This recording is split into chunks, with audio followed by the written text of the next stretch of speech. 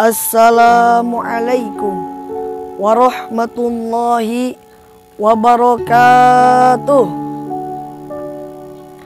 Alhamdulillahilladzi amarna ta'awanu ala birri wat taqwa.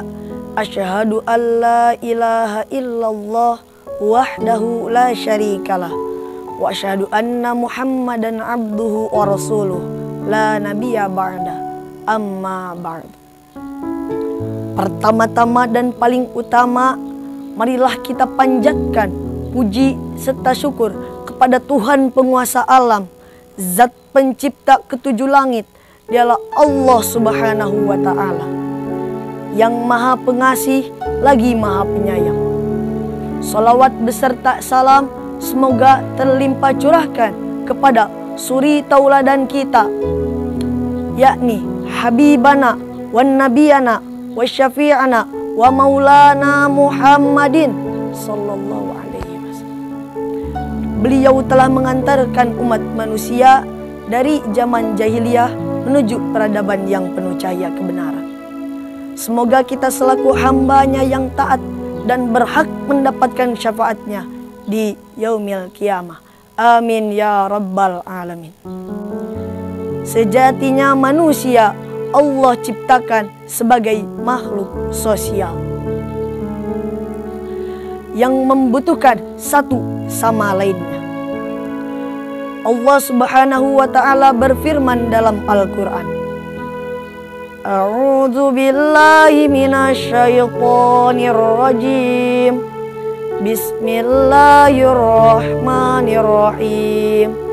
Wal mu'minina wal mu'minati ba'duhum awliya'u ba'd. Ya'muruna bil ma'rufi wa yanhauna 'anil munkari wa yuqimuna sholata wa yu'tuz zakata wa yuti'ullaha wa rasulah.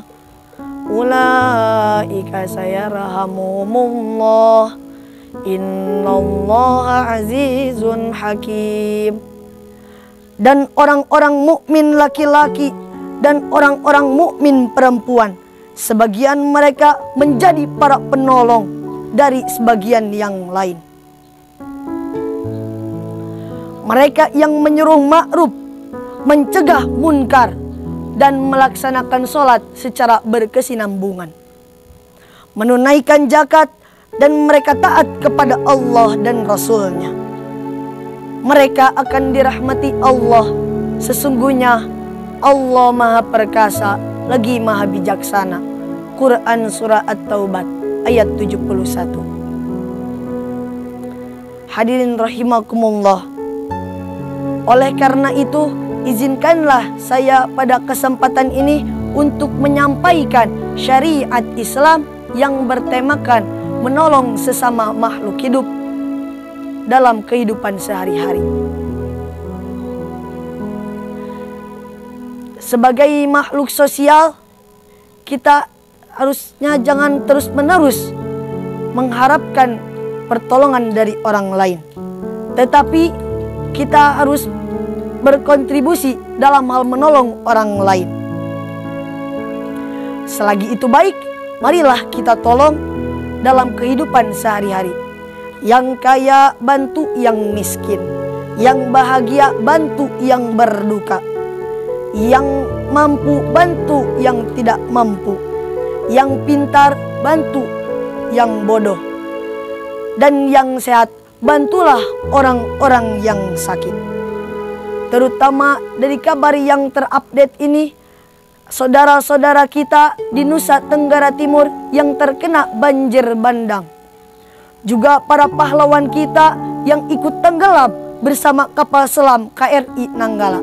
Marilah kita silih asah, silih asih, silih asuh untuk menghasilkan gemaripah repeh rapi loh jinawi. Siap? Marilah kita sama-sama baktikan dasa dharma yang kedua, cinta alam dan kasih sayang sesama manusia. Untuk menghasilkan rasa kepedulian kita, marilah kita melihat sebuah tubuh. Ada yang jadi tangan, ada yang jadi mulut, dan lain sebagainya. Namun mereka saling merasakan satu dengan yang lainnya. Realitanya, ketika kaki kita tersandung batu, dengan spontan mulut kita berkata, "Aduh." Si mata turut berduka dengan menitikan air mata. Si tangan tak diam begitu saja. Tangan kanan mijitin, tangan kiri cari betadin. Betul tidak?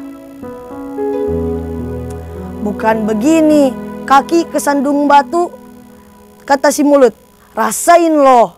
Kata si mata, emang gua pikirin. Kata si tangan sambil ngacungin jempol. Emang enak, kan gak begitu ya hadirin. Hadirin rahimakumullah. Syekh Imam Al-Ghazali pernah mengatakan, kun kal yadain wala takun kal uzunain. Jadilah kamu seperti kedua tangan, janganlah kamu seperti kedua telinga. Realitanya, ketika kita sedang berjalan, tangan kanan di depan dan tangan kiri mengalah ke belakang.